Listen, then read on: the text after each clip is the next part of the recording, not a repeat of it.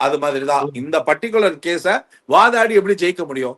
ஆனா ஜெயிக்க முடியாதுன்றதுக்கு எதுக்கு வாதாடணும் அப்படின்றதுதான் ஆப்போசிஷன் பாயிண்ட். சரி, ஆப்போசிஷன் பாயிண்ட்ல இருந்து நம்ம அடுத்த பாயிண்ட் போவோம். அடுத்த பாயிண்ட் என்ன? என்னை பொறுத்த வரைக்கும் அடுத்த பாயிண்ட் என்ன, இது வந்து வீட்டுக்குள்ள போச்சு. சரியா, வீட்டுக்குள்ள போய் வீட்டுக்குள்ள இந்த டிஸ்கஷன் வந்துச்சு. இவன் வெக்கமே இல்லாம அரோரா இதுல இருக்கும் போது ஆதிரை வந்து இன்னைக்கு திவ்யா எப்படி பினிஷிங்ல ஒருத்தவங்க பிடிக்காதவங்கள எப்படி ஒதுக்குறாங்களோ அப்படி ஒதுக்குறத விட்டுட்டு திருப்பி அவன் வரான், ஹக் பண்றான், அவன் பேச ட்ரை பண்றான், சாரி சொல்றான், கூப்பிட்டு உட்கார்ந்தா பேசுறான். என்ன லாஜிக் புரியலையே. யார் யாரை சீட் பண்றா எனக்கு ஒண்ணும் புரியலையே. யாரு இதுக்கு வந்து அரோரா மாதிரி ஒரு அதாவது 50வது நாளில் நீங்கள் கண்டெடுத்த அற்புதமான பெண் அரோரா. நான் வந்து ஒரு 20 நாளைக்கு முன்னாடி இந்த பொண்ணு டாப் 5ல வரும்னு சொல்லும் போது என்னைய பார்த்து சிரிச்சிங்க. நான் தான் முதலே சொன்னேன், இந்த பொண்ணு பக்கா தெளிவா இருக்கு, இந்த பொண்ணை கேம் ஆட விட்டா எல்லாருக்கும் கஷ்டம். ஏன்னா இந்த பொண்ணு எப்படி கேம் ஆடுதுன்னா, இந்த 50 நாள் அப்சர்வேஷன் இந்த பொண்ணு பாயிண்டா கிளாரிட்டியா பேச கத்துக்குச்சு. கிளாரிட்டியா பேசுறதுனா எப்படி தெரியுமா? எக்ஸாக்டா you have to put the blunt point. எப்படின்னா ஒரு எக்ஸாம்பிளோட அத நிர்ணயிக்கிறது. இப்ப பிராக் பண்றது, பிளட்டானிக், இது மாதிரி அந்த பொண்ணு டிஃபைன் பண்ற டேர்ம்ல என்ன ஆப்போசிஷன்ல வந்து கன்ஃபியூஸ்டா அக்செப்ட் ஆகணும்னா சைக்கலாஜிக்கலி இது அக்செப்டபிள் பாயிண்ட். இன்னொன்னு அது விஜய் சேதுபதி நல்லா ப்ரொமோட் பண்ணி கொடுக்குறாரு. இந்த பொண்ணு சொல்ற மாதிரியான அவ்வளவு விளக்கம் வந்து நிறைய பேர் அவர் பேச விட்டா இன்னும் பிரமாதமா பேசுவாங்க. சில பேரை ஓபன் அண்ட் ஷட் ஆக்கிடுறாரு.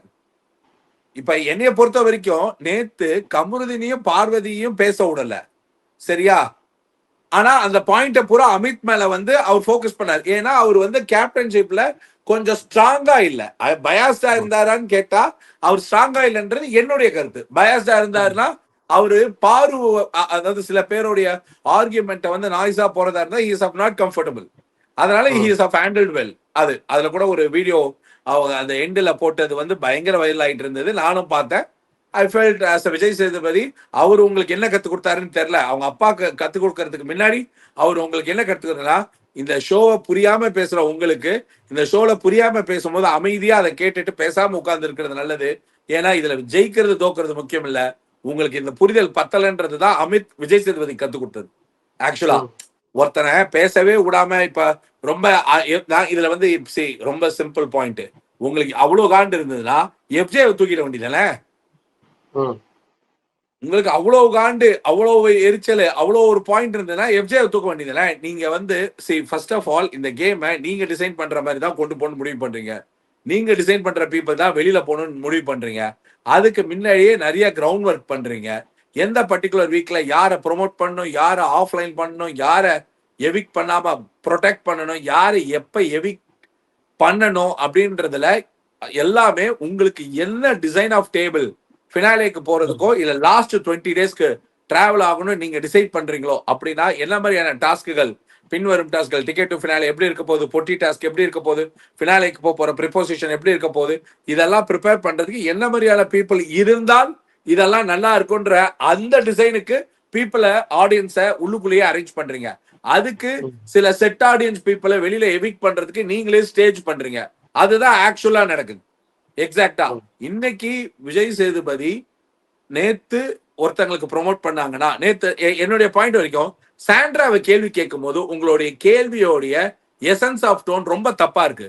நீங்க அது வந்து நீங்க எப்படி இருக்குன்னா, அதாவது அந்த பொண்ணுகிட்ட அதுக்கு மேல அந்த பொண்ணுடைய தவற வந்து அதாவது ரொம்ப நார்மலைஸ் பண்ற மாதிரி சாண்ட்ரா கிட்ட ரொம்ப ஸ்வீட்டா கேக்குறீங்க.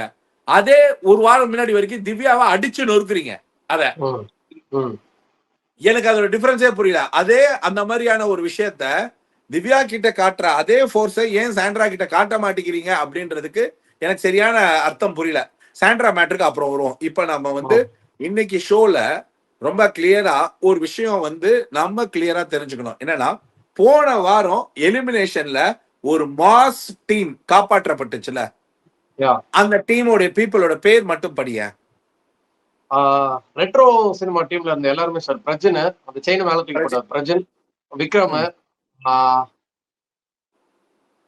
இவங்க திவ்யா, அதுக்கப்புறம் கனி, அரோராவும் தானே, அரோராவும் இல்ல இல்லம்மா, இதுல நாமினேஷன்ல இருந்து தப்பிக்கப்பட்டவங்க, நாமினேஷனால தப்பிக்கப்பட்டவங்க அது யார் யாருன்னு அதான் சார் இந்த பழைய கெட்ட போட்ட எல்லாருமே விக்ரம் வந்து அந்த ராதாரவி கெட்ட போட்டிருந்தாரு. அவரு பிரஜின் இவங்க எல்லாருமே நாமினேஷன் ஃப்ரீ பாஸ் கிடைச்சிருச்சுல்ல. இல்லம்மா, இப்ப அந்த நாமினேஷன் ஃப்ரீ கிடைச்சதுனால தானே இந்த வாரம் இன்னொரு செட் ஆஃப் டீம் பீப்புள் மட்டும் நாமினேஷன்ல ஆனாங்க. மிச்ச குரூப் அப்படியே இதாயிட்டாங்களே. பிரஜின்லாம் எலிமினேட் ஆயிட்டார்ல.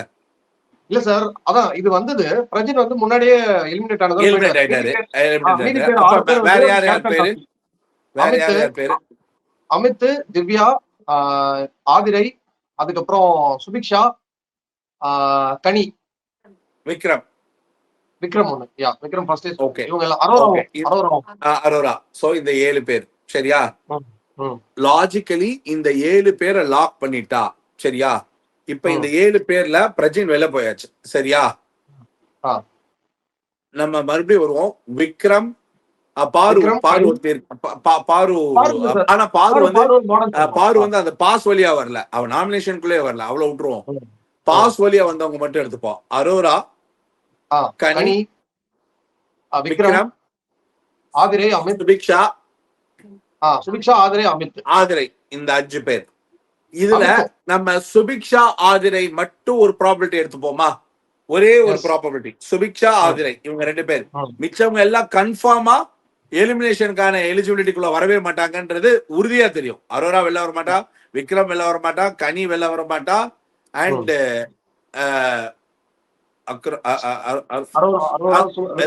இவங்க 3 பேர் தான். இவங்க 3 பேர் ஏன்னா பிரச்சனை அவுட். சோ மிச்சம் இவங்க 2 பேர், சுபிக்ஷா ஆதிரை மட்டும் ஹோல்ல வைப்போம். அப்படியே இந்த பக்கம் பார்த்தேன்னா வியனா சரியா? பாரு லக்கினி கிடையாது. அதனால வியனா, எஃப்ஜே, கமருதீன், சபரி, சாண்ட்ரா, ரம்யா, 6 பேர். இந்த 6 பேர் சரியா? இப்போ வினோத் 7 பேர் சரியா? ஏன்னா மிஸ் ஆனது வந்து பாரு மட்டும்தான். மிச்சவங்க எல்லாருமே நினைக்கிறேன். சோ இப்ப என்னோட கேள்வி என்னன்னா, நீ ஒரு ஃபர்ஸ்ட் ஆஃப் ஆல் முதல்ல இந்த வாரம் ஓட்டிங்ல வந்து அந்த பொண்ணு வந்து முதல் நாள் வந்து ஓட் லிஸ்டிங்ல மேப்பே ஆகல. ஆக்சுவலா இது வந்து ஓட்டு நம்புறவங்களுக்கு, நான் ஓட்டை நம்பாத ஒரு ஆள், அதனால எனக்கு அந்த அந்த கேட்டகரிக்குள்ளேயே போகல சரியா? இப்ப இந்த 6 பேர்ல ப்ரொஜெக்ஷன் செட் பண்ணோம்னா, நீ வந்து இந்த வாரத்துல இன்னார் வெளில போகணும்னு போன வீக்கெண்ட்லயே ஒருத்தங்களை பிராண்ட் பண்ணி கிளியரா எக்ஸ்போஸ் பண்ணிட்ட ரம்யான்னு. சோ ரொம்ப கிளியரா ஆப்வியஸா ரம்யா தான் வெளில வரக்கூடிய மேக்சிமம் ஸ்பேஸ் இருக்குன்றது ரொம்ப கிளியரா தெரிஞ்சிருச்சு சரியா? சோ அப்படி ரம்யா இருக்கும்பொழுது இன்னொரு பிளேயர் சுபிக்ஷா அண்ட் ஆதிரை இவங்க 2 பேரும் நாமினேட் ஆயிருந்தா, இப்போ வியனா இன்னைக்கு பர்டிகுலர் வீக்ல இந்த லிஸ்ட் ஆஃப் பீப்புள்ல இப்ப நாமினேஷனுக்காக இருந்த பீப்புள்ல கமருதீனா இருக்கட்டும், எஃப்ஜேவா இருக்கட்டும், இவங்களா இருக்கட்டும், வினோத், கமருதீன், எஃப்ஜே